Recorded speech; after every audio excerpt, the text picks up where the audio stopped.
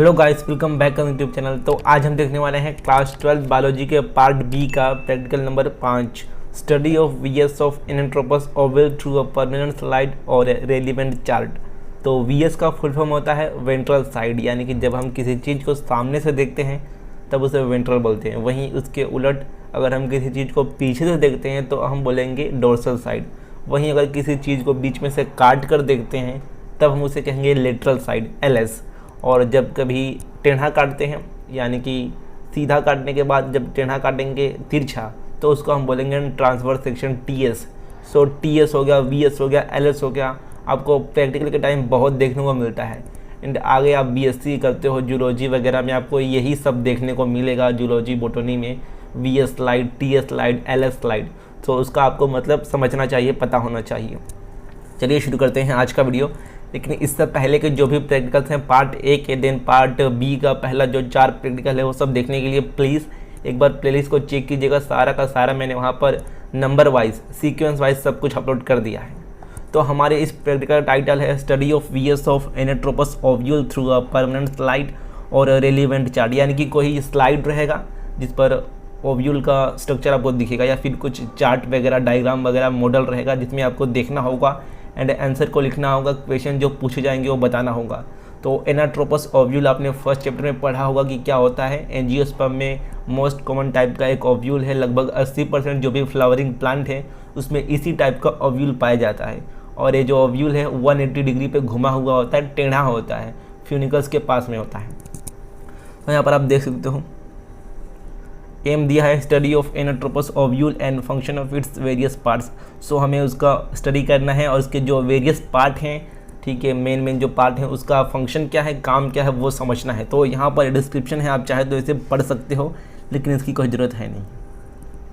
आगे यहाँ पर एक फिगर दिया है आपको समझने के लिए इनएंट्रोपस ओव्यूल का। तो देख सकते हो जो माइक्रोपाइल है असल में ये ऊपर होता है, बट इनएंट्रोपस ओव्यूल में ये घूम के नीचे आ जाता है क्योंकि ये भारी होता है, घूम के नीचे आ जाता है और फ्यूनिकल्स के साथ में हो जाता है और चले जाके नीचे एकदम हो जाता है। तो इसलिए इसको इनएंट्रोपस ओव्यूल बोलते हैं और ये 180 डिग्री पे घुमा होता है।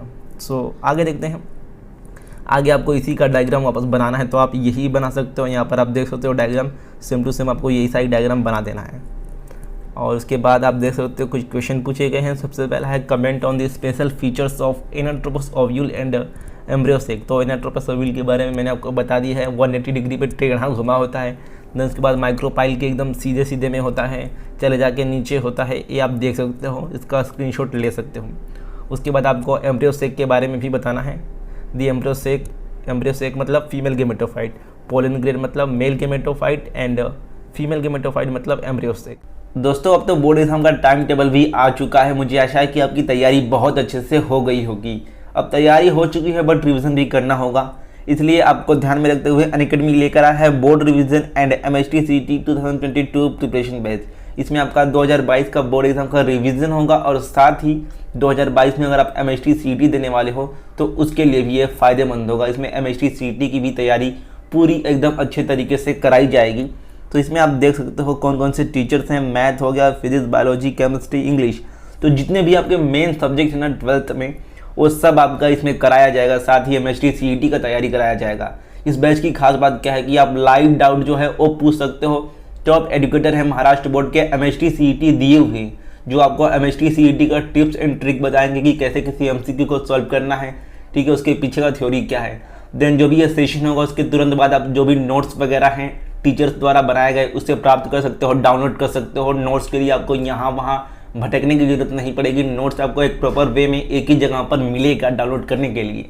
तो ये बैच 20 दिसंबर से स्टार्ट हो चुका है और 30 अप्रैल 2022 तक पूरा ये चलेगा। इसमें आपका बोर्ड का रिवीजन कराया जाएगा, साथ ही एमएचटी सीईटी 2022 की पूरे अच्छे एकदम तरीके से आपका तैयारी कराया जाएगा, प्रिपरेशन कराया जाएगा। इसके सारे लेक्चर हिंदी में होंगे। आप इसमें एनरोल कर सकते हो, इंटरेस्टेड हो तो इसका लिंक नीचे डिस्क्रिप्शन बॉक्स में मिल जाएगा। और साथ ही आप अनअकैडमी का कोई भी 12 या फिर उससे ज़्यादा सब्सक्रिप्शन लेते हो, 12 या फिर उससे ज़्यादा महीनों का, तो आपको एक्स्ट्रा 4 महीनों का फ्री सब्सक्रिप्शन बिल्कुल ही फ्री मिलेगा। और आप हमारा कोड SMS यूज़ करके 10% डिस्काउंट भी ले सकते हो किसी भी बैच पर, किसी भी सब्सक्रिप्शन पर। और वहीं क्लास 11 की बात की जाए तो क्लास 11 के लिए Unacademy mission final exam 2022 crash course लेकर आया है PCMB के लिए। इसमें आपका PCMB जो है 11th का फाइनल एग्ज़ाम्स के लिए वो अच्छे तरीके से कराया जाएगा। तो अगर आपका कोई छोटा भाई बहन 11th में है इस बार तो उसे आप बोल सकते हो इसमें एनरोल करने के लिए। इसमें आपकी पूरी तैयारी जो है अच्छे से कराई जाएगी। नोट्स वगैरह जो हो गया, टेस्ट सीरीज हो गया, सब कुछ आपको एक जगह पर एक ही अच्छे से वे में मिलेगा। तो आप इंटरेस्टेड हो तो इसमें एनरोल कर सकते हो board revision and MHT CET 2022 preparation batch में। इसमें आपकी MHT CET की तैयारी भी एकदम अच्छे से करा कर ली जाएगी। सो लिंक डिस्क्रिप्शन है, इंटरेस्टेड हो तो एनरोल कर सकते हो एंड हमारा कोड SMS यूज़ करना 10% डिस्काउंट के लिए। आगे चलते हैं वीडियो में। आगे कुछ क्वेश्चन दिए गए हैं। सबसे पहला है व्हाट इज ओव्यूल। ओव्यूल यानी कि सीड, बीज, जो हम फल खाने के बाद बीज देखते हैं शुरू में वो ओव्यूल होता है ओवरी के अंदर। देन जो सेकंड है enlist the function of micropyle prior to fertilization and after fertilization in the ovule of angiosperm.